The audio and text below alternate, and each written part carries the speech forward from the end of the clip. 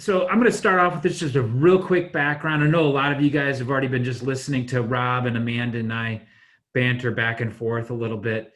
But this is the very first webcast um, that there's Sean. Hey, Sean, it's great to see you again. Welcome to the webcast. And you can take yourself off mute. It's an automatic setting, but we'd love for you to take yourself off.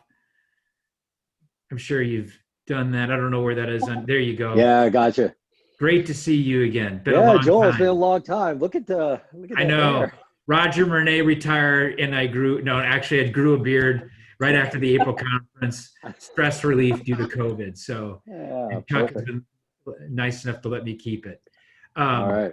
So we were just starting, and this is the very first webcast that is really targeted for our alumni, and we want to do this more frequently during the year. The team actually encouraged me not to say the number of how many we would do during a year, and promise that just because it does become a project. But here's the why we decided to do this alumni panel discussion on a topic, and tonight's topic is on really you three, and we have many alum, but you three have done extraordinarily well in your career, and you have diverse backgrounds from each other, different branches of the military, different industries. So that's how I chose you to be a part of this. And our goal is to share with our alumni things that how did you guys manage your career early on, throughout your career, to get to where you are, and can we share those lessons learned? And so we're going to take an hour, and we sent you 9 questions that we're not going to get through, but those are to generate some things. And I'll let you start by introducing yourselves. But before you do, I'm going to do a brief introduction of the three of you, and then we'll start with Rob to do the full introduction. But we got Rob Sackett. Again, Rob, you'll do more of an introduction in depth here in just a minute. Vice President of Worldwide Engineering and Global Supply Chain for Edwards Lifesciences. Former Air Force engineer that made the transition in August of 1999. As I was saying to the group before, it may not have been a big smile on my face because I was sitting in all the same rooms that Rob was in August of 1999 as a brand new, fresh employee of Cameron Brooks at that conference. So it's always great to see Rob. It's a measuring stick of where I am in my career, and it's been fun to see him through the years. Then Amanda Breslin, Managing Director for Chatham Financial, former Army Civil Affairs Officer, transitioned in 2008. Sean Guillory, Business Development Business Unit Manager at Shell Pipeline, made the transition in 2004, former Air Force Civil Engineer. So Rob, if you want to color in another minute, a little bit about your career, what makes you qualified to be here as a panelist, if you will. Oh my goodness, Joel, I don't know about that. I don't know about the qualifications. Just what I'll tell you. I was looking at the questions that you had ahead of time, and there's so many life lessons in here, not just career lessons. And one life lesson I'd say is I've been married 30 years, and I'd say, what's the success there? I married a marriage and family counselor, right? So she keeps us straight. So we have 3 kids. We now have 3 grandchildren. So I'm a grandfather already, Joel. So, man, I'm getting old here at 53. But for me, my career, I spent 9 years in the Air Force, 91 to 99. And then I spent 20 years with J&J doing roles between supply chain and R&D back and forth. And then now I've actually just transitioned into working for Edwards Lifesciences, another medical device company that makes heart valves. So I've been with them since May of last year, and it's an absolute joy to be a part of this. I say qualified. I don't know, Joel. You can make the determination at the end of this and tell me if it was worth your while or not. Well, I will say one thing about Rob, because we have crossed paths many times. And I need to tell a quick story too before we get over to Amanda. Actually, I need an admin. Anybody wants to chat in the chat box, questions, comments, we've got it open. My moderator's going through, we'll pick those off. So let's do that throughout. So real quick story about Rob. I'm in so you can't see our office here. This is about, 2 years ago. I'm in my office, and I walk out of the restroom of our office, and there's this guy standing with a ball cap on and weightlifting gloves and sweaty as all get out in this little town of 10,000 people in the middle of Texas. He's like, "Hey, Joel, Rob Sackett." I was like, "Rob, why are you standing in my office with weightlifting gloves half naked?" He said, "I'm here vacationing And I asked to go to a CrossFit box, and then I asked the guy at the CrossFit where the Karen Brooks office was. He's like, it's right there. So Rob has been in our brand new office visiting a couple years ago. And anyway, we crossed paths. And what makes you qualified to be here, Rob, is I know how much you've invested in people and throughout your career and mentored many of them along the way. So thanks for being here. Amanda, go ahead and introduce yourself. Sure. So I actually transitioned out of the military the first time in 2005. So that was when I did my Cameron Brooks time. I got involuntarily recalled a bit later and then came back to the same company, Chatham, in '08. So I've been with Chatham for just over 15 years now. First placement post Cameron Brooks conference, and apparently I chose wisely because I'm very happy with the organization. I was originally a transportation officer in the Army, spent most of my time in Germany, and then when I got recalled, I also got reclassed into civil affairs, spent most of that time in Afghanistan. So a couple different types of experiences there. For me, it was a pretty big leap going from my military background to financial derivatives consulting. Very few transferable skills on the technical side, but a lot of transferable skills that we'll talk about today with respect to leadership and just organization and getting things done, which I think are still helpful to me today. In terms of what makes me qualified, that I'm not sure, but I will say that it's nice to be sitting on the other side of the table now. So I do a lot of work with recruiting, both for the Denver office as a whole, but for my team and for different types of functions. So I do spend a lot of time on the other side of the table thinking about what kind of talent do we want to bring in? What does that trajectory look like over time? We typically don't hire people for the job they'll be doing 6 months from then, but we really think about what that long-term path looks like. So hopefully that at least adds some perspective to the conversation.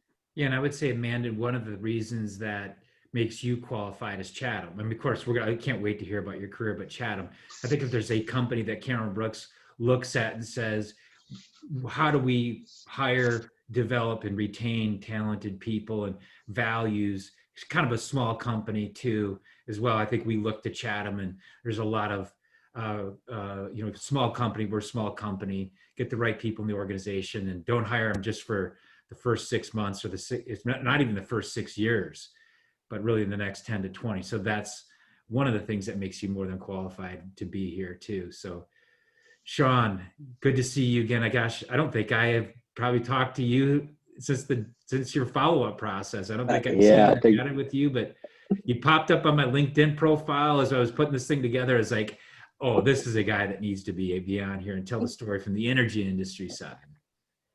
Yeah, I actually have some really good stories about Joel. I'm not, I probably will wait maybe at a different time to talk about it, but my background career, I was an officer in the Air Force, like Joel said. I was an engineer, part of, some of you guys may be familiar with the Red Horse squadrons. We go and build base in austere locations, Central America, the Middle East, anywhere that they needed a base to be built. And what was neat about all of that is the leadership opportunities and examples that I was able to get at a very young age is something that we'll talk about tonight, because I've been able to leverage that a lot in my career, Rochelle, because you'd be surprised on how much the corporate world needs that leadership.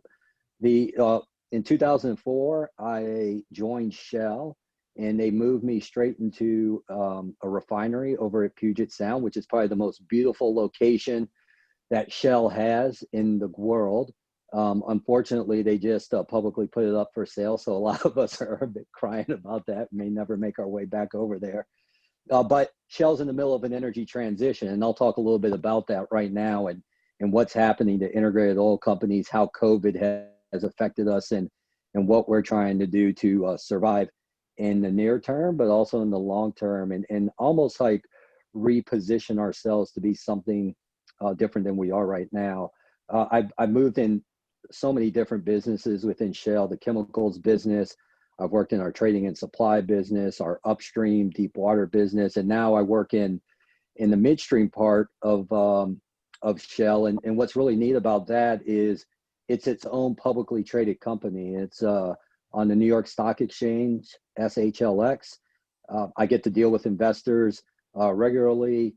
Actually, we're actually in third quarter close right now, so there's a lot of work going on to prepare our CEO for that. And what's really exciting about my job is I actually have the entire P&L for the business. We generate about close to $1 billion of free cash flow, and I have all the accountability for that. And that's one of the things I've always searched for, being in Shell.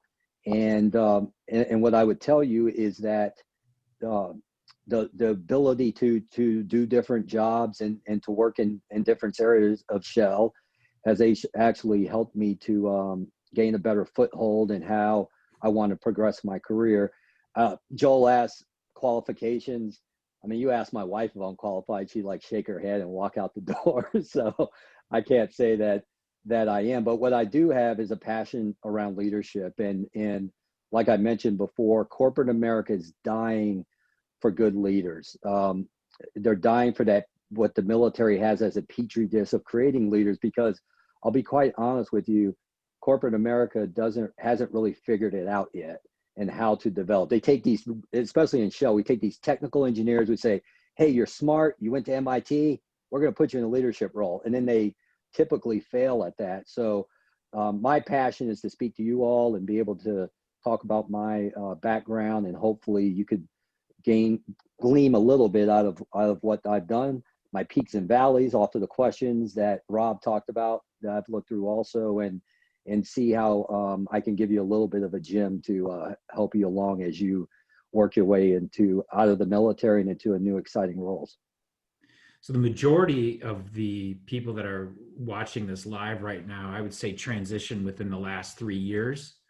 So they're at this real pivotal point with their career. I think it's a very pivotal point. If I reflect on my own career, it was probably if we throw out like 2009 or COVID right now, tech wreck, the economic challenges, but from a phase of my career, it's probably the hardest phase of my career. And I think it is for a lot of people too, in making that transition. So we can start with this question, and one of you can volunteer to take it. You know, the first few years out of the military can be the most challenging to navigate. In fact, this is where we see the most hiccups and mistakes being made in somebody managing their career. Part of the reason I think is that we're used to fast promotions, but it's not always the case in corporate America. Did any of you kind of feel this same kind of tension in the first 3-4 years out? And if so, what did you experience and how did you navigate through that? I'll go ahead and pick up on that. I would say the most difficult part of the first 3 or 4 years in navigating around Shell is most people do not know what to do with military officers. They think that you're just a command and control junkie who's going to make people salute. They don't really think that your level of leadership is up to what they consider leaders in Shell. I talked about the example of technical engineers and how they put our whomever, and they put them into specific leadership management roles because they believe that they're smart and they're capable and they've been great as an individual contributor. And every time I would exude some level of conversation around leadership, a lot of times, especially when I was in our chemicals business, the answer was always, yeah, Sean, we know that you have a background in that, but until you do it in Shell, you're really not a leader, because in the military, you tell people what to do and they just do it. And you can't do that in corporate America. And it took a lot of convincing on my part, but also action and showing on how I could actually lead without command and control.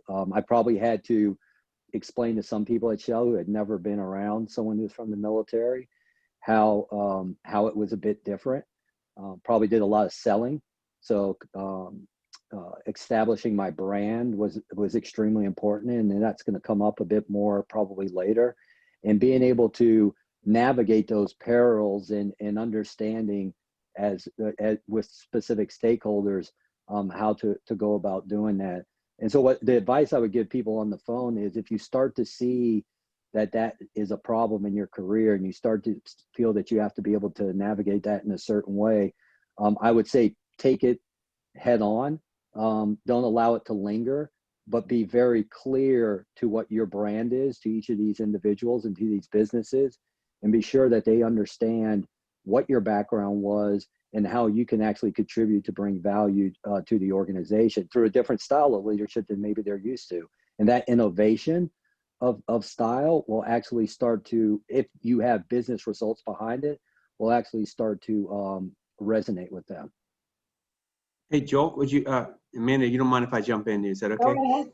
And so I'm going to try to share my screen. I'm going to show you how I thought about it back then. Because I went back and looked and said, what was I doing? How did I think about it? And so let's see if you have to enable share screen sharing, Joel. I made you a co-host. Okay, let's You see if it feel works good now. All right. This is what I did way back when. I took a look at I said, hey, if I want to be a VP of manufacturing, what are the directorates underneath that? And you can see, it doesn't matter the names. MDC Tech Ops, it had 4 sub-directorates, had supply chain with 2 subs, 3 within operations, 3 different plants, and then R&D. Because I was saying, I want to either be a VP of manufacturing or a VP of R&D. And then I said, hey, there's levels, individual contributor, manager, director, and then a VP level, right? And then I said, if I was going to be a VP of manufacturing, what would be the profile of the very best? And I said to myself, well, it'd be great if I could have experience in every single one of those directorates, so sub-directorates. So that's the way I planned it out for myself, where I said, hey, I wanted to get experience in each one of them, and then set out to go after that. I would always have 2 or 3 in my mind of what I could do, and I would always have a rule of thumb of saying, try to take 2 or 3 at each level, and then move on to the next after that. So this is hopefully a little bit of a tool to show you how I at least approached it. So it looks like you just backwards planned there. You're like, I want to be that. This is what the backgrounds look like that have gotten there. Yeah. And these are all the roles, and these are the roles I'd like to have. Before I jump into Amanda, one of the things I've talked to several alum recently, they kind of have an idea, like, I want to do this. And I said, well, who are you talking to internally to communicate that this is what you want? Yep. And I get, and I just think the culture of the military is where you just don't do that. That's right. And so I'll say, and I get it's silent on the other end. I'm not talking to anybody. I said, well, who's your boss? Like, do you have a mentor? Like, do they drink coffee? Would they drink coffee with you? I mean, it's just that's kind of, do you see what I'm getting at, Rob? Do you have any thoughts on that? It's terrific. You're absolutely right. In fact, when I was a director of R&D, my boss at the time, he was a VP of R&D, and he was saying, what do you want to do? And I knew where I wanted to. I probably wanted to be a VP of manufacturing or a VP of R&D, but he was really explicit with me, saying, Rob, you need to declare. Because it helps me then know when I'm in conversations and opportunities of how I can really help you. That conversation with him has resonated with me for 15 years, and I think about that a lot. You do need to declare. There's nothing wrong with declaring where you would like to go. I think people hesitate around that, but having conversations, to your point, Joel, with people that are higher in the organization, at one point they were at a lower level as well, and they can relate to where you're going through and the struggle you have. If you're able to say, I would love to go there, what's your advice? I've never ever asked for somebody's advice in any of the companies I've worked in any of the places I've worked at, where they said, no, I don't want to give you career advice. I've never ever had that experience. And I bet you the same is true for Amanda and Sean, and for you too, Joel. So it just takes some initiative in really stepping out of your comfort zone and asking people. Amanda, if you don't have an answer to this, somebody's already posted a question directly at you. So I love that. I'll take it, because my experience was a little disjointed with the recall right in that window. Sure. So I'll take a new question if you've got it. Yeah, so this comes from Paul. As you talk through your perspective, how is managing your career and your skills and things like that needed to evolve as Chatham has grown over these years? So for a little context for the group there, when I joined Chatham, we were in a warehouse and had 80 employees. We now have over 700 and have 7 global offices, so not nearly the size of some of the other organizations we're talking about here, but the growth trajectory has been pretty strong and has definitely changed, sort of how do you approach your career progression over the years. So for me, I would say on the front end, it was very much a startup feel of plugging in anywhere that you can and just building as much depth and breadth as you can. So similar to Rob's construct of trying to figure out how do I plug the right gaps and backwards plan. For me, it was more, I know I need depth and I need breadth. So for any given time period that I'm in, what am I trying to accomplish? So if I'm sitting on the trading desk, am I getting the technical depth that I need for financial trading? If I'm moving roles, am I getting the appropriate depth or breadth and saying, where can I plug those pieces together? As we got bigger, I think there was more of a focus on integration, and that breadth piece came into play of, do I want to be a generalist or do I want to be a specialist? We were finally a large enough organization that there was room for specialization. And for me personally, I said, actually, my strength is in being a generalist. So my strength is saying, I've done the consulting side, I've done the trading side, I've done the people management side. How can I pull that together and start thinking about how we sell that to our clients? And pull those pieces together. So I do think you need to adapt your style as your organization evolves as well, particularly if you're within the same organization and it's growing and changing. Likewise, I'm sure, Rob, as you had some of those different companies that you were working at, there were probably slightly different paths or styles that you have to adapt to. So everyone on this call is probably facing a slightly different set of challenges of how to navigate, based on what organization you're in, where you're at in your career, what your strengths are, and how you can package that together. I would just urge folks not to think that it's linear. And that I love different that. ways to get there. I mean, I love that you hit on a really cool thing, which is like different departments within a company, or even different, like within J&J, it's a big company, right? There's companies within the company. And what I would do is I actually did a culture map. And I would think about, like, what are the elements of culture? And then I'd be like, hey, what am I used to for where I'm at today versus where am I going to? And then I would look for the biggest gap areas and say, okay, what am I going to do to adapt to that culture? It kind of similar to what you're talking about. So I actually have a whole construct I've come up with as I've moved in different departments and different teams. They all have a little bit of a different culture. You're right. You got to adapt to it. I want to just capitalize on, I want to share one story. This is not my story. Somebody told me this a couple of weeks ago. So as Sean was talking about this, the impact of the commodity prices and the energy industries creating a shakeup. So we, one of our alum that we placed within the last year, in fact, he might be on here. In fact, so he might chat in if I'm telling his story. He's in the IT organization, and they were going to do some changes and downsizing, and we're just going to move some people around. And they came to him and said, listen, we're not going to have your role anymore. We want to make you a coder. So somehow his name, like, I think they're just like, they would just go throw people into positions. And he looked at the person who's reassigning him and said, that's not, listen to this. Instead of saying, yes, I'm going to go do that, he said, that's not a good fit for me, nor do I think that's a good fit for the organization. Person said, okay, well, what would you like to do? I've always had an interest in the maritime side of our business. And apparently this manager was native to not the United States, but another country. And he was a former Marine officer. So she equated Marine Corps with actually maritime and helped him get a move into the maritime side of the business. I thought that was funny. He didn't correct her and said, no, he's a total ground guy. But he got a move. And now he's doing all this maritime logistics and loves it. But he spoke up. He didn't say, well, okay.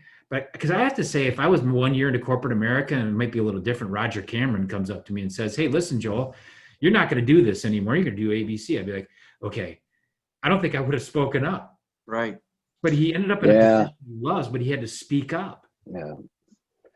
Yeah, that's an important I think that's an important point that you're mentioning there, Joel, because for me now in my career, I recently was presented for a promotion, but it was in a more functional type of role. And I told my EVP, I said, look, I don't want to do that. I want only P&L roles. If you don't have a P&L role, I'm not interested in it. I want to be running the business and making decisions. And it's easy for me to be able to do that, but I would tell you probably 15 years ago, I would have never done that. I didn't really understand how to do that until, as you know, Rob and Amanda were talking about, until I was able to gain mentors. And I actually saw people example that and actually say, yeah, I don't really want to do that. And so being able to have enough courage to say that early on in your career is extremely important, because if you don't, they will start to put you in roles that are not a good fit. And as soon as that happens and you can't perform, then unfortunately it becomes a mark on you. And you want to be in positions, not that are easy, but on positions that you can perform in and you can deliver the most value to your organization, and where it brings your excitement. Like I said, excitement for me is running a business.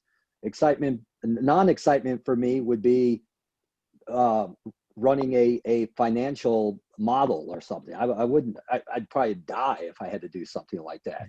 But for others, it's a good fit. And so that's something that you really want to think through as you're running through your career.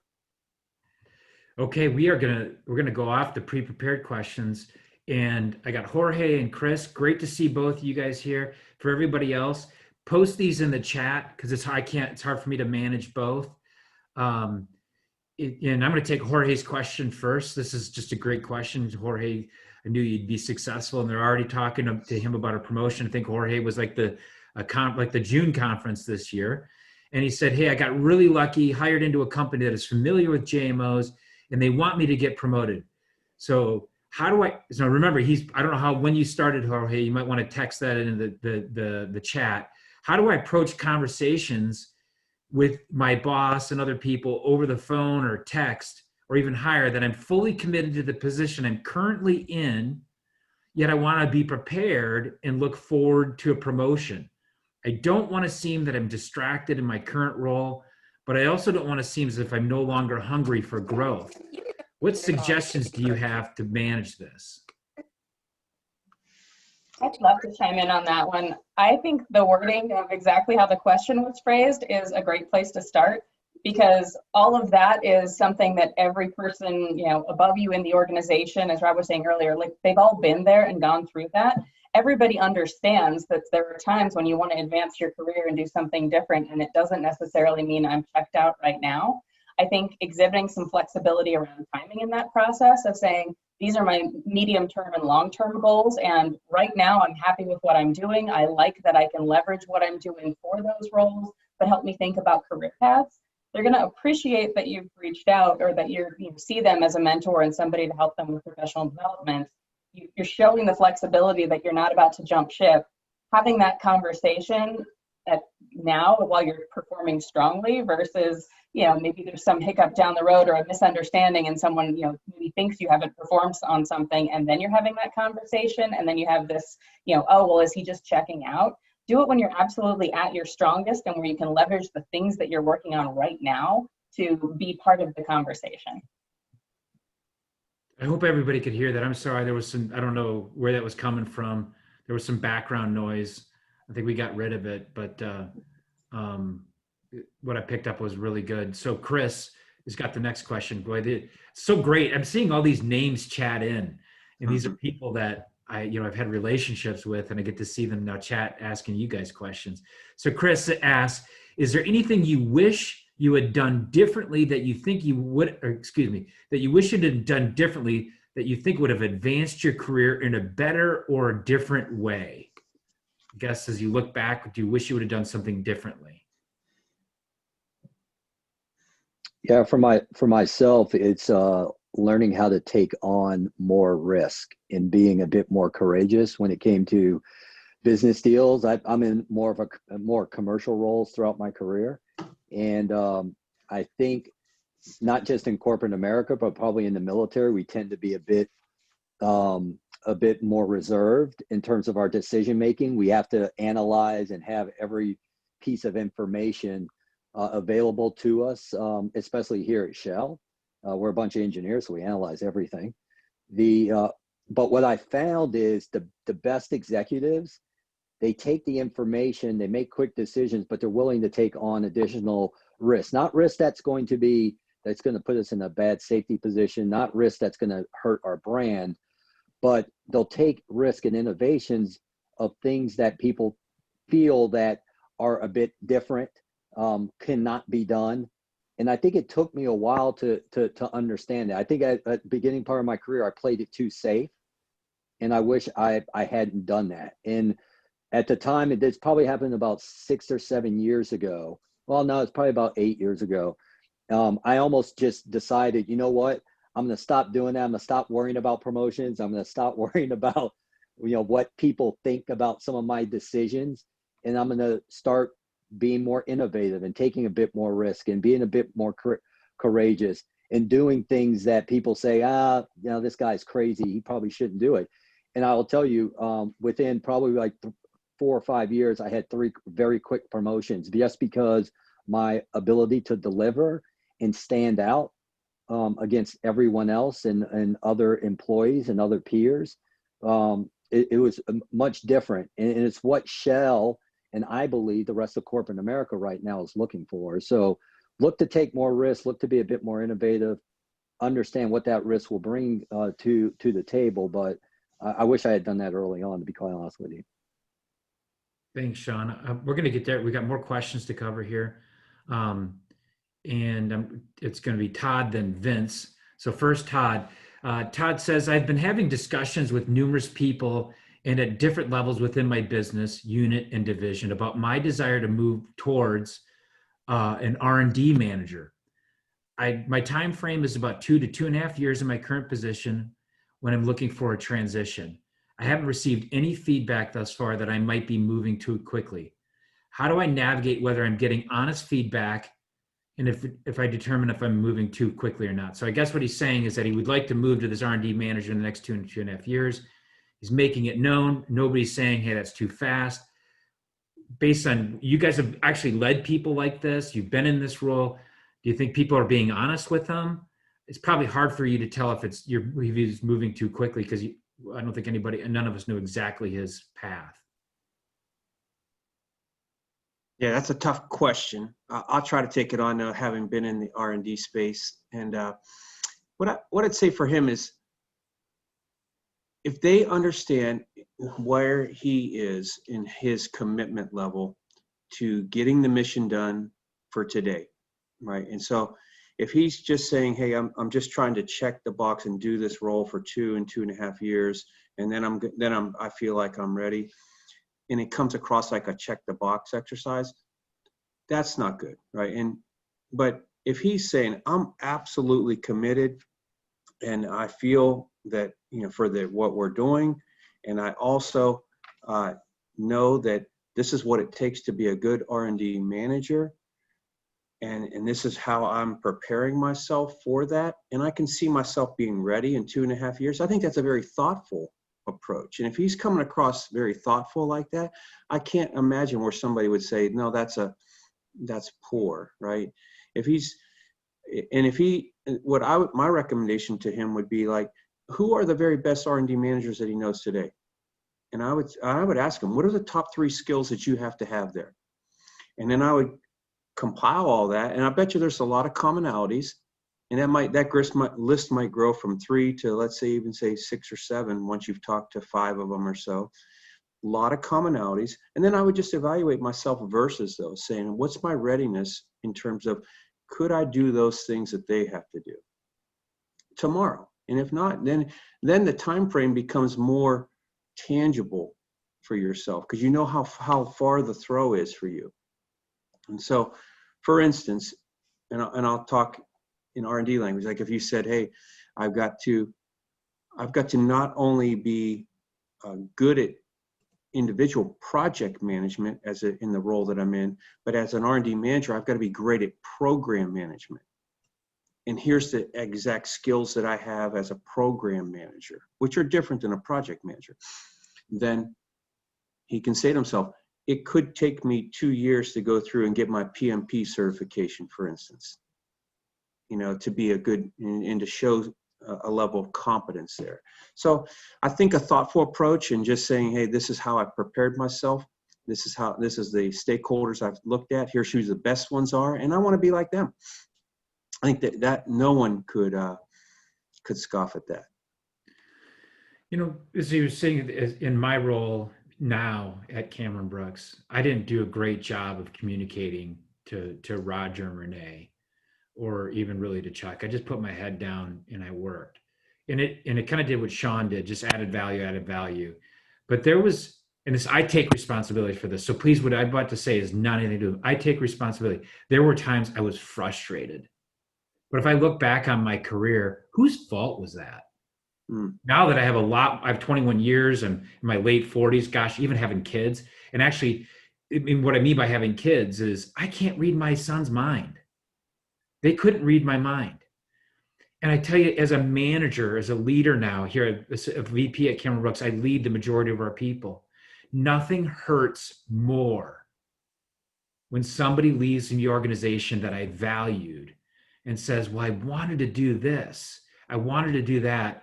And I felt like I've had open conversations in these weekly and monthly coaching, but they were afraid to tell me. Now I take some responsibility as a leader of that as well. But I can guarantee if you're a top performer, your boss doesn't want you to leave, but can't read your mind about what you want. I think that's the theme of the first 40 minutes of this is all of us on here, other than Hope, who is one of my team members, the moderator. I hope she's listening because she's an important part of our future at Cameron Brooks. I can't read your mind. I want to help you reach your goals. You have an obligation too to be an open communicator, but just like Amanda, Rob, and Sean said, talk about the value you can bring, what you're looking to do, and then ask for advice. Where are my gaps?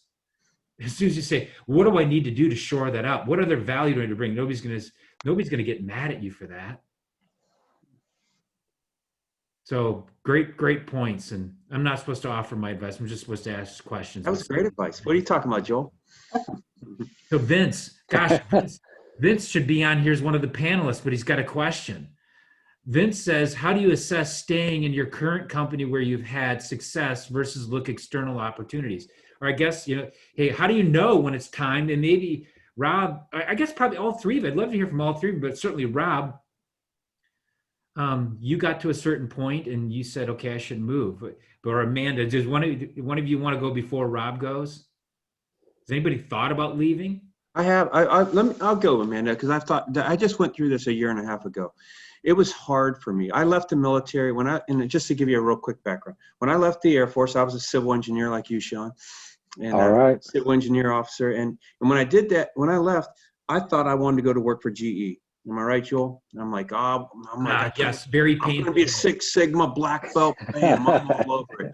And then that was the heyday of Jack Welch. And then I interviewed with Ethicon Endo, and they talked about, and then this is how they flipped the script on me. They said, hey, instead of us asking you questions, let's start with you asking questions. And I go, okay, I'm prepared, like a good seat, Cameron Brooks candidate. And I go, I read on your website, your vision statement is transforming patient care through innovation. And I said, what does that mean for somebody who's not in your industry? And they said, great. Do you know somebody who's had gallbladder surgery? And I'm like, yes. And they're like, okay, well, then what you know is this. Before 1990, they would cut you from front to back. It'd be about a 10-inch incision, and you'd be in the hospital anywhere from 10 to 14 days. We developed instruments that took that 10-inch incision down to 2 1/4-inch, 1/2-inch incisions, and also they opened up your belly button for a scope. And your hospital stay went from 14 days to outpatient surgery. And I said, oh my goodness, I'm literally in that interview going, Captain Sackett, get yourself together. This is the company you're supposed to work for. I'm like going, and I'm getting all emotional because of this. 10 years before 1990, when that innovation came out, my mother died from that open gallbladder surgery they talked about. And I knew in that moment, I'm going to work for Ethicon. I said, God put me on this earth to be that engineer. And I was like, I wasn't their first choice, but hey, it all worked out. I got there, right? And so then after 20 years, and you'd say, how can you leave a company with that emotional background, right? And I'm still in med device. And what I didn't tell you was 10 years before my mother died, she was 33 years old with 3 kids. I was one of them. I was the middle kid. I was 12 at the time. She was 33 years old. 10 years before she died, she actually had open heart surgery at the Cleveland Clinic. And guess what happened there? She had one of the first heart valves ever put in her heart. And so what does Edwards make? Heart valves. Who was one of the, probably the person who, the company that provided that to Cleveland Clinic back then? Probably Edwards. So I feel like that was an enormous, I think, draw for me to end my career. I want to end my career here at Edwards, and I want to see my mom in heaven someday and say, hey, Mom, my whole career was almost because of you and all the decisions I made. But there were other decisions I made. You got to understand your decision criteria, Vince. So I tell you that little emotional hook, but I tell you this, your mental hook has to be this. What are your decision criteria? Mm-hmm. For me, one was I have to work for a company that has purpose like this. I mean, for a med device, that's what I was built for. I really still believe that. But then there are other decision criteria. Where do I want my family to be? What location? What financial aspects do I want to have? What growth opportunities? What's going to give me job satisfaction? All those decision criteria, you can weigh them against where you're currently at versus the opportunities that are out there. And then once you do that, solution prioritization matrix, as I would say, as a Six Sigma master black belt now, I would say it all becomes super clear to you. But you got to take the time to really understand your decision criteria of how you would ever choose any job, whether it's within the company you're at or externally. So I'll stop there. I know that was long-winded. Sorry, Joel, for the long-windedness. Okay. When people call me and talk through career choices, I like to get a little bit like what Rob was talking about. What's your current situation? Sit down, explain it. And it's super helpful to actually do this with somebody else. And if you ever want it to be me, all you got to do is email or call. And what I call it the choices and consequences. Consequences comes across negative. It's not supposed to be negative. Every choice has some sort of consequence, positive and negative. And so it's very helpful to say, this is the current situation, and this is why it's so important right now. And here are my options that I have in front of me, and here are the consequences and outcomes. And then you might identify, I don't have all of my information gathered up, so my action step for the next month is to meet with the person and get this lined up. Meet with this person and get it lined up. And the value of sitting down with somebody to go through that with you and ask questions, by you processing it, you might discover that you might have, this is internally driven, like what Rob was talking about, or there's been times that I thought about leaving Cameron Brooks, and it was more of a mindset. My mindset was wrong. I wasn't thinking, I had a mental model that was not the right mental model for the period of my career. I doubt that that's the situation with you, Vince, but this is for everybody. And I could go into a lot more depth with that, but I think it's to situation, choices, consequences. What do you need to do to take the next step?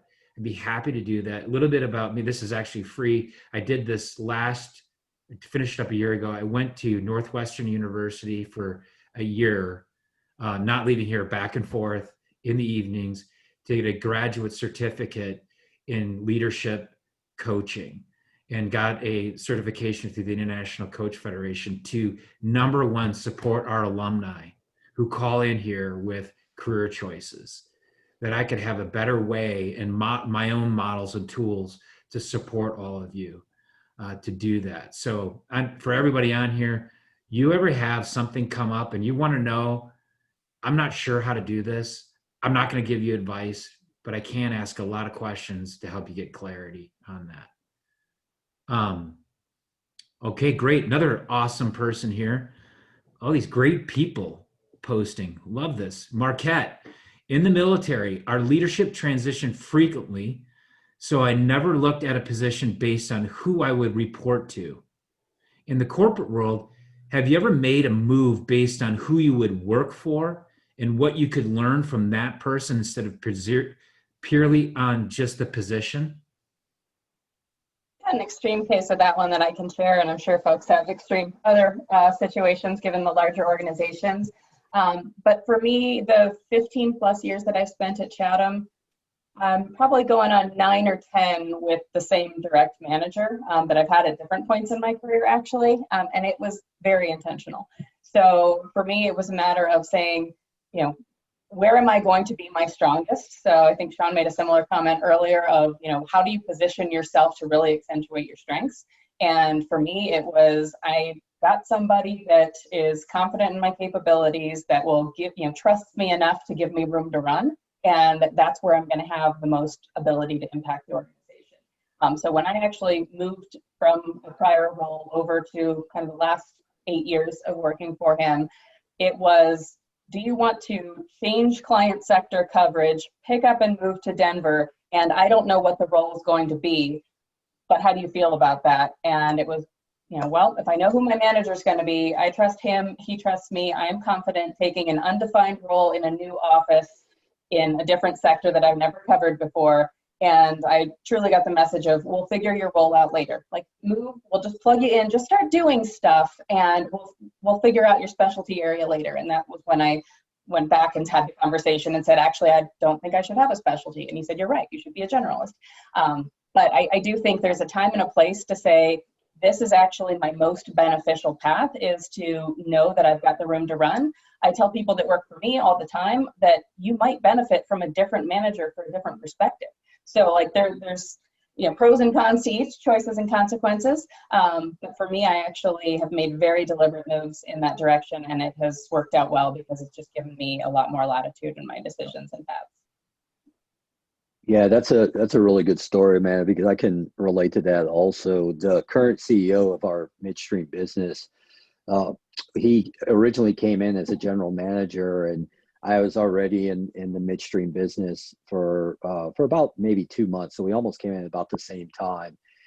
And I remember that he tended to always favor my leadership style and favor my delivery in terms of commercial acumen and being able to deliver you know, specific business development type of deals.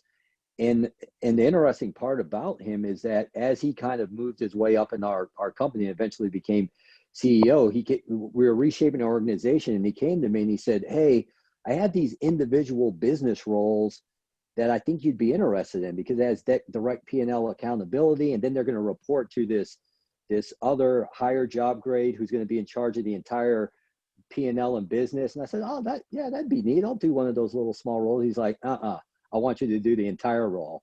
And I was like, man, what? What? Wait a minute, hold on. You know, and the reason why I stayed to work that role for him is because I could tell that there was a level of confidence that he had in me as a leader, as a level of trust. And I think that's very important for those that are on the call, is find leaders that you can find trust and credibility, find ones that have a certain level of vision.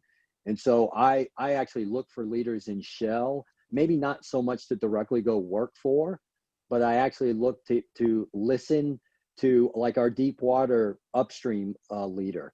He is such a visionary and transformational leader. I'll sneak onto his little town halls, even though I'm not supposed to be there, just so I can listen and glean some additional ways that he presents himself and he runs his organization. And I take that and I bring it back into my organization. So the reason why I bring that up is because it's not just always about, maybe I'll go work for someone else, but try and find those leaders that are out there that you can actually learn from and be able to replicate, and then you can help help shape your own organization, and even shape you as a leader going forward. And by the way, Sean, I just did an interview with Michael High last month, Yeah, the CFO. They're doing well. Yes, he's the CFO of that business unit. He talked about their leadership summit they had. And I tell you, that CEO sounds, well, Michael's amazing too, of course, but the CEO does sound amazing. Amanda, Nick has a follow-up question, and some of you guys can chime in here too, but Amanda, boy, this is really putting you on the spot. If that person left Chatham, would you follow him or her? That's hard because my alternative would be to have his job. Um, yeah, that's tough. It would depend on why, I think, because we're so aligned in so many things in terms of the organization and direction. If it was a philosophical difference, I would probably share the philosophical difference in terms of the direction of the company. So that would probably put me firmly in the yes. If it was, hey, you know what, I'm ready to kick back on a beach somewhere, here's the torch, then I would take it and hope to do him proud. And if it was somewhere in the middle, that would be a really tricky conversation. I actually had that happen to me. So the boss that I have now, I actually did work for him for a time at J&J. And I considered him the very best supply chain leader in the med device industry, because I got to know all of them. You know, the ones that did for farm, consumer, and med device within J&J. They have, and I got to know him. He left and came out here to Edwards, and I said, man, I've got about 10 years left to work. I said, who do I really want to work for? And I was like, I want to work for the very best mind in the supply chain industry. And I felt like he was it. And so, yeah, I was willing to leave. That was one of my factors of why I did. So I love your answer, Amanda, is that it's not always just one factor, but I did make that. And it was certainly, it was a hard call, but I also knew what I was getting out of this leader, and it was tremendous leadership. And I was going to learn even more, even in the last 10 years of my career. Sean, you got a follow-up question from something you said when you kicked off about 50 minutes ago from Luke. Great to see Luke on here as well. Sean, you mentioned establishing and shaping your brand. How did you decide your brand, and how did you communicate it to others? Yeah, Luke, thanks for the question, first of all, and thanks for being here with us. The branding is extremely important. I think people maybe disregard it a bit because we tend to put our heads down and do work, and we expect that the work that we're doing is actually going to help propel us in our organization and in life. And I think that brand starts, I love what Rob said earlier about your family life. I think that brand is shaped probably from your family. Mine is from my faith. And what I did to fully understand that is I had to understand myself. I had to understand the things I liked. I had to understand the things I didn't like. I had to understand the things that were important to me. So family, integrity, again, my faith, my ability to work for a company that will allow me to be creative and innovative. And everyone sees that in me. What they see in me right now is a leader who will innovate, a leader who has high expectations for exceptionalism, a leader who's not afraid to do different things. And that's the brand that has shaped me, and it also has propagated itself to the rest of Shell. And the way I really kind of communicate it is just every time I show up, and I mentioned this earlier, with my authentic self. I don't speak in corporate lingo because I'm not very good at it. The one time I tried to do it, they kicked me out of the interview for a job, and I learned probably about 12 years ago not to do silly stuff like that. I just show up as myself. So the authenticity is extremely important. And the other way I communicate it is when I sit down and talk to people, I'm very clear to them about how we can work together, and also how on what we all believe and align on what's best for the business. And the reason why I say that's an important part of communication about my brand is because people eventually want to know where you stand. If you stand on the fence line and you're weeble walling and everywhere else and you can't make decisions, they'll see that. They'll see that in your everyday work. You'll see that in how you lead and how you show up in the office or on a Zoom call, or well, we can't use Zoom at Shell, but on a Microsoft Teams call.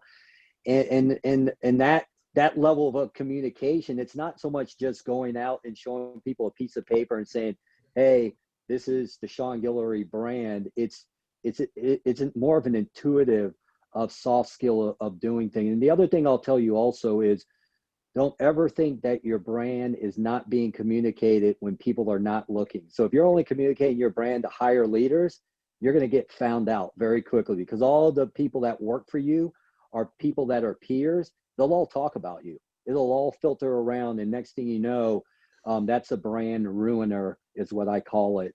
And so be also conscious that your brand shows up no matter where you are, whether you're with customers, whether I'm sitting on with investors, or whether I'm talking to the operational person or the janitor that's sweeping one of our buildings over in Louisiana. It shows up everywhere. So just be very cognizant of how you communicate and when you're communicating, because you're always on. Is how I look at it. Thanks, Luke, for the question. I really appreciate it.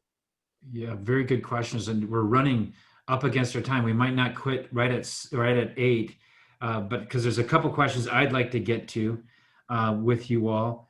I think one of them is, and maybe we don't have to have all of you grab this, but we all experience values and valleys in our careers, the low points. How did you work through it? Want me to go? I'll go first. I love this question, Joel, because I experienced a valley this week. So Monday, I was coming in. I had to give a presentation to the CEO in the morning and then one in the afternoon. Like I was telling you even before we started, the morning presentation went tremendous. My boss even was like going, "Oh, that was great, blah, blah, blah." He's just going off about how great it was. And I was like, that's great. And I remember saying to myself, that's fantastic. The one in the afternoon, we needed a financial approval for increased COVID expenses for a construction project we have in Ireland. And it was, it's a cost overrun, not a great scenario anyway. We got the approval, but I didn't feel like it went well. It was a rough conversation. We didn't answer the questions great.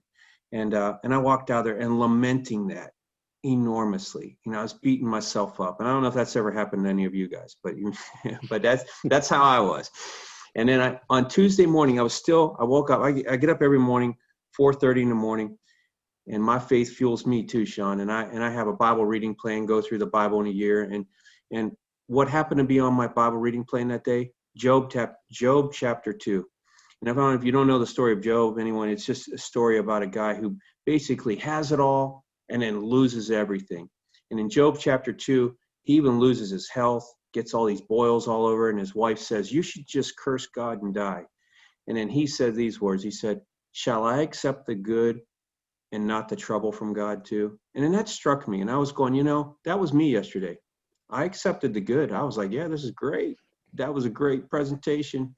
And then the trouble, I was like, oh man, it's terrible. I was lamenting it. And I was like, going, it's terrible. And I was like, what was the key leadership for me was that in reading Job gave me a different perspective on what happened for me. Perspective matters greatly in the valley because things are always going to go wrong. And you got to ask yourself the question, okay, what happened? But what's my point of view on what happened? If my point of view is, okay, now everyone thinks I'm terrible. I'm never going to succeed. That's going to be my brand, right, Sean, from here on out. And I'm going to be, if I stay in that place, in that perspective, it will become a self-fulfilling prophecy for me. And I'll probably stay there. But if my perspective is, that was a good learning experience. I could have prepared better for that. I could have taken some time. I could have talked to a great financial person like Amanda and said, "Hey, give me some perspective on how I'm presenting this financial, issue," right? I didn't do those things. And it gave me a different perspective. So I think point of view or perspective on when you're in the valley is super important. Reaching out to others. And I would tell you one last thing too is this. In the valley, what I would tell you is your attitude matters greatly. Like I said, your perspective. When I am less thankful, I am more apt to stay in the valley. 1 Thessalonians 5:18. I also have a master's in biblical studies and theology, Joel. So forgive me for this. But 1 Thessalonians 5:18 says this. It says, "Be thankful in all circumstances." It doesn't say be thankful for all circumstances, but in all circumstances. So if I can remember the multitude of things that I have to be thankful for, it changes my attitude and it takes me through those valleys. And so perspective matters greatly. I think thankfulness and gratitude helps you through the valleys. So that's my thoughts on that, Joel. Amanda, you have anything? You have any valleys, or has Chatham been perfect for 15 years? I was just taking maybe a longer term perspective on maybe not so much the shorter dips, but when you're feeling like you've got a rut in your career as a whole of just like, where am I going and how do I change my trajectory? And for that, I would actually say another time to not be quite so linear. I think people and people I've managed in the past will be so laser focused on that next one step that I need and what needs to happen to get me on that trajectory that they lose sight of there are a lot of different ways that you can get there. So taking the opportunity to redefine yourself, go back and get a degree, get a certification, volunteer for a project that's cross-functional or something that allows you to exercise different skills. If you're on the delivery side, go to sales training. Finding those types of opportunities to paint yourself in a different light, to maybe network with people outside of your direct circle of people that you're working with on a day-to-day basis. Those are the types of things I would recommend when you're feeling like it's more of a career rut of I don't know what the next immediate thing is and I'm starting to feel impatient. It's broaden your reach and try to grow in different ways along the way. And you never know that you might actually find a different path by accident that you prefer to what your original linear path was anyways. Seth Godin, who's got a blog and has written several books. I can't remember what book he talks about this, but I can't find my digital pen, so you're gonna have to see my fingers here do this. So he says we all go through these valleys, and what ends up happening is that a lot of people get into the valley and they just like, oh, crud, I'm in the valley, quit. They go back. So sometimes you go into a valley and truly not always you go into a valley and like the valley is going to continue on. I got to get out of here. Culture's not great. I'm a misfit, whatever it may be. Those come up. My experience in 21 years, that's the least common. The most common, people get into a valley and that's just a part of a career. It's a part of life. And what ends up happening is you slingshot. You actually slingshot when you come out of that valley up to a higher level. Just a little insight on me, and because everybody's been a little bit vulnerable, sharing a little bit about them, is that some of you guys might know me pretty well, but I'm pretty intense. I worry a lot, carry a lot of weight on my shoulders about the company, carry a lot of the weight on about my family and paying for tuition, things like that. So when bad things happen, I have a tendency to kind of like catastrophize and start planning. When COVID hit in March, and it just got worse and worse, and the economy shut down. In 2009, I kept a journal. And in the journal, I wrote down all my thoughts, my feelings, prayers, desires, and just captured all this stuff. And I thought that was the darkest of the dark. And I always wanted to be a partner and own part of Cameron Brooks. And it seemed like it was never going to happen. This is in the journal. Came out of 2009, and now not years, but within 12 months of coming out of that, we had several changes at Cameron Brooks. Roger Cameron, Renee Brooks, Chuck Alvarez met with me and offered me partnership. Here it was in the darkest of the dark of 2009. That recession was awful. I mean, we thought about, are we going to actually have conferences? Will anybody even get out of the military? Will people even come higher? And I had 4 kids under sixth grade. Gosh. And all I did was like just one step in front of the other. And I came slingshotting out. And for me, reading that coming into COVID, it gave me perspective. What am I supposed to do right now? I'm supposed to show up every day, add as much value I can in that one candidate, in that one moment, that one alumnus, this one person at Cameron Brooks every day. That would be my advice, is you kind of keep a journal, you go back to these things, and keep a reminder that out of the dark valley often comes the highest peaks. sometimes you can't get there. In another analogy, because I like to actually, I know I don't look like it, guys, but I love to lift weights and I get stronger and I get a little bigger. But I never get a little stronger and I never get a little bigger unless I get under a lot of tension, unless I put myself under a lot of tension. And that's another way to think about it. So I wouldn't, the valleys are going to come. That is a part of life. And being 47, I'm sure I'm not at the last valley.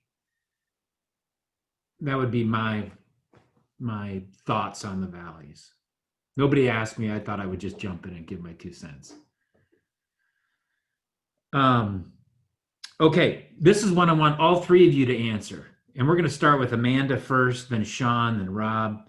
Okay. What's the best advice you ever received that you would be willing to pass on to the audience? I think for me, it would be one of my old military mentors. She was a brigade commander when I was over in Germany, and her motto for everything was make a difference. And I always thought that resonated because it was something that you could apply in your personal life. You could apply that to, a particular job you're on, a project you're on, how you manage other people, but just to do everything in a way that leaves it in a better place. You might be in a role where maybe it does feel like it's that rut, or like I'm ready for the next big thing, and I'm feeling like I'm not growing in this current role. Well, how can you make it better? So how can you actually take that, something that feels repetitive, and how do I transform it into something that's more efficient? How do I use it as a stepping stone to learn about the next job or think about connections to other functions in the company? But just to view everything in a how do I make a difference lens has always resonated with me. Thank you, Amanda. That's great. Sean, what's the best advice you ever received that you use in your life and your career? Yeah, it's really don't be scared of failure. And I've used that in my career because for the longest time growing up, and I think it was just because of my family life, if we're being a bit more vulnerable, is I was always scared of failure. I was scared of not producing what my dad wanted me to be, or what other people wanted me to be. So I would always keep everything, kind of close to the vest, and also not step out, just try to be in line with everything. And I learned from this person's advice that failure actually, if you're scared of failure, you actually constrict yourself. And then it starts to bind you even more together. And it's hard for you to be creative and innovative in anything you do.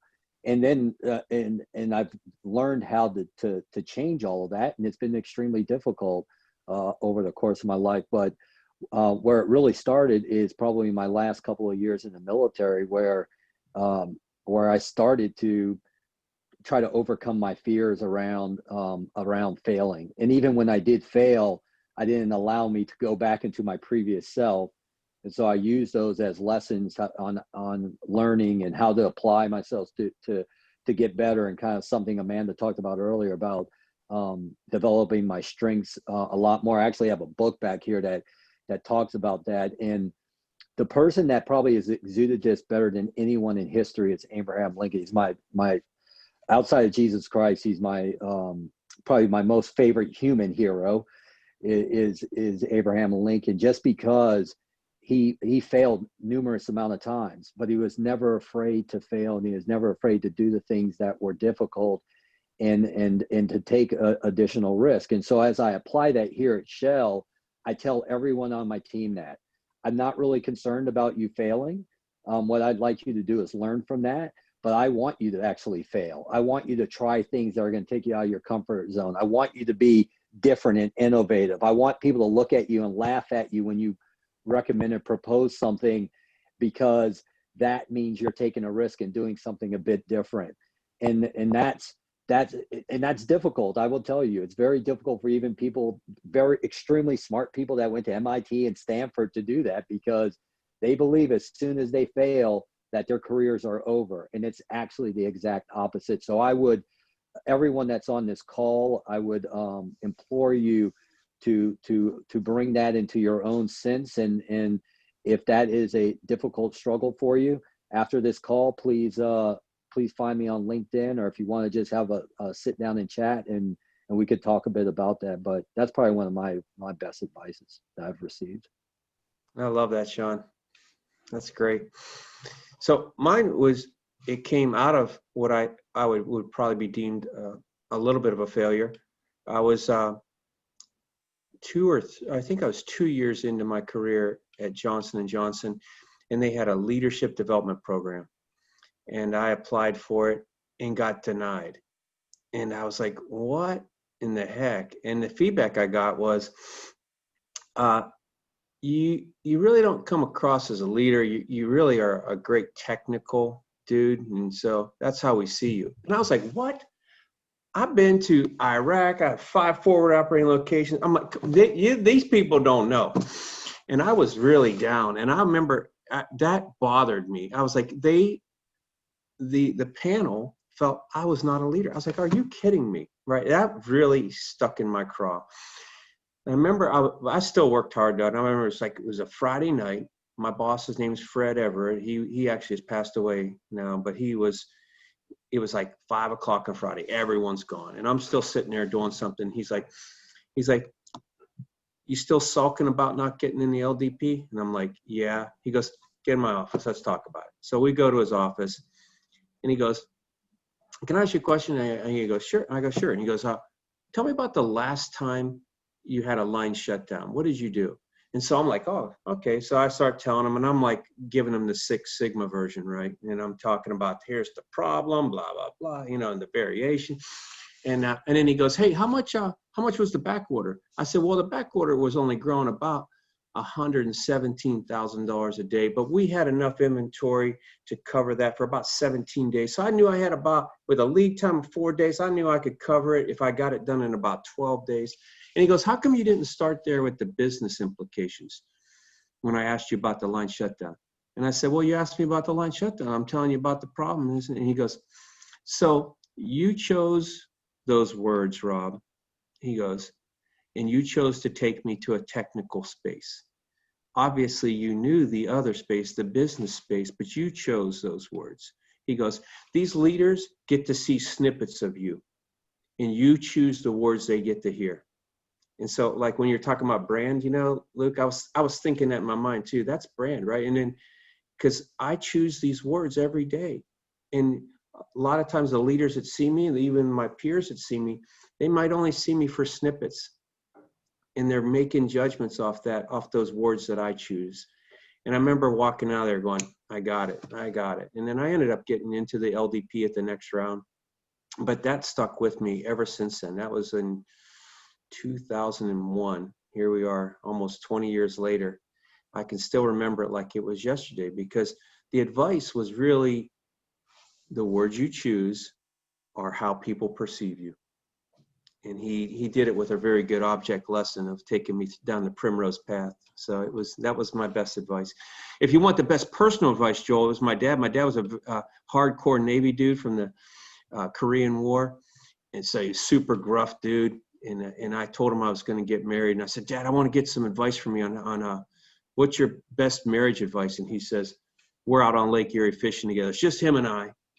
And he's like, what kind of man are you asking for advice on how to get? And I'm like, forget it. So for 2 hours, we don't talk.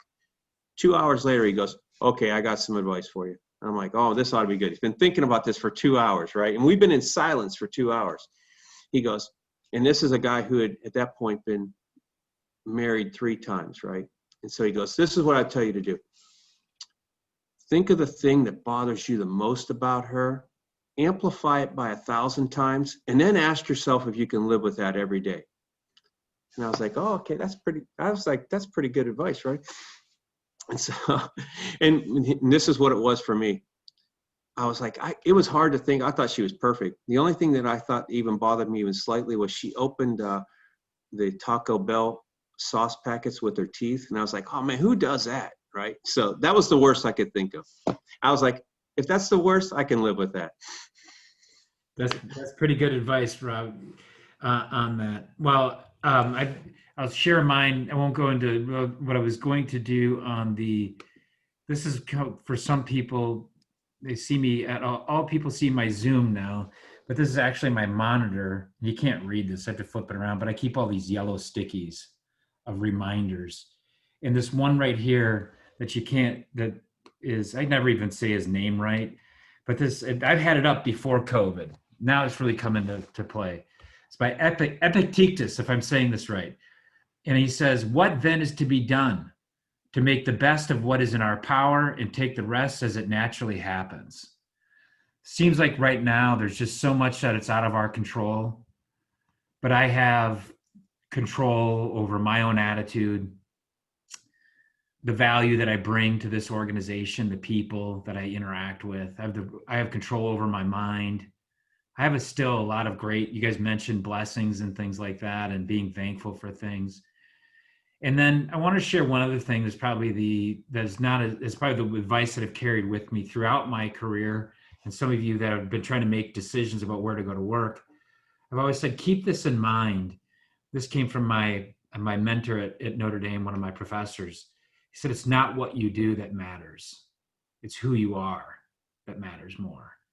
And I think if, we've been on here talking a lot about career advice, but really, if we really dial this back, a lot of what we talked about today is about being a good human being, communicating with your bosses, working through the hard times, taking quiet time. It wasn't overtly said, but it's kind of what you're talking about, being grateful, finding good people to work for, adding value, do the little things right. I think that if we to sum up, a lot of these things were, just being a good person, if we had to sum that up.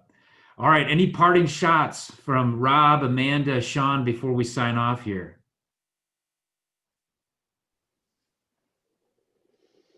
I'll go last if you want to go, Sean, and then Amanda, and I'll go last. Yeah, yep, you can do that.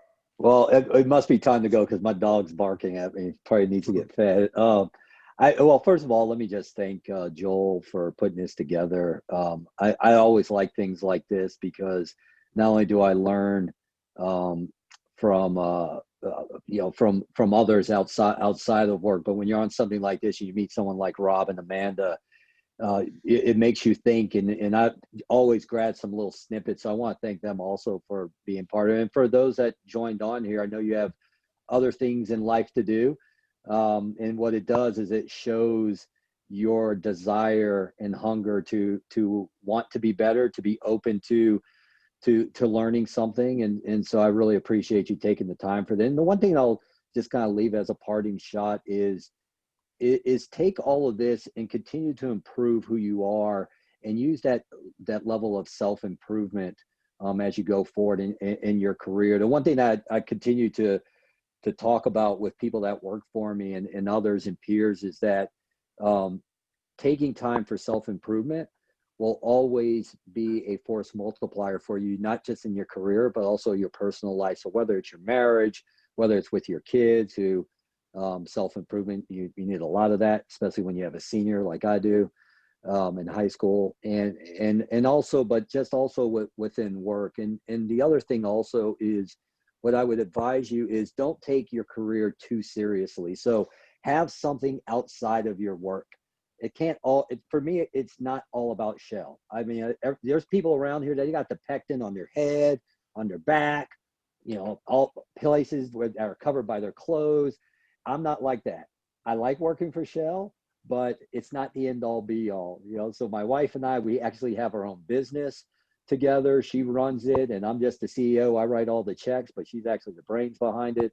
We have our kids and everything else. And so I would advise you to be that brand, make it a well-rounded brand also, and don't get stuck in the rut of corporate America. We all want to do well. We all want to make more money. We all want to promote.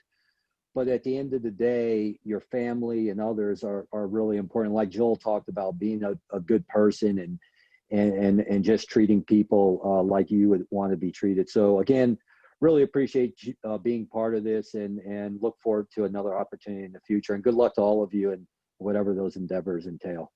Thank you, Sean. It was great to see you again and hear your stories. And thanks for everything for being on here. Amanda.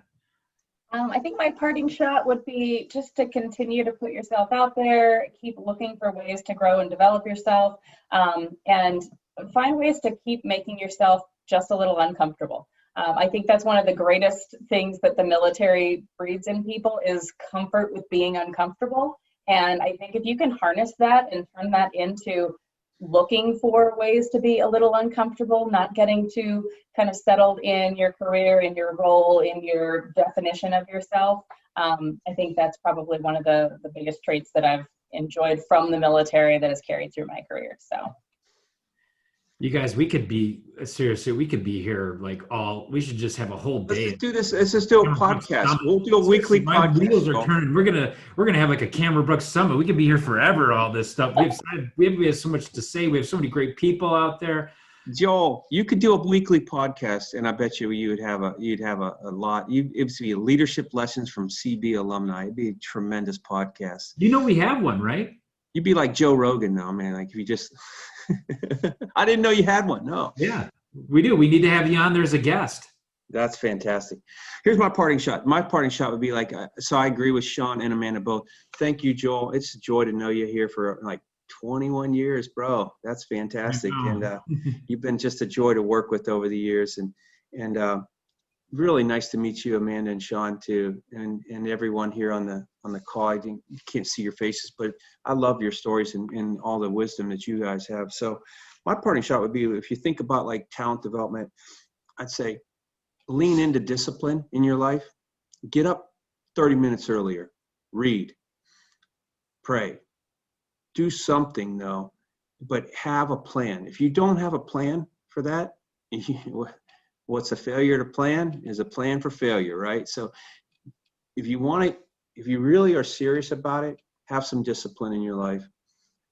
30 minutes a day can make a big difference, is what I tell you. That'd be my parting shot for y'all. Sounds good. We're getting a lot of thanks on the chat.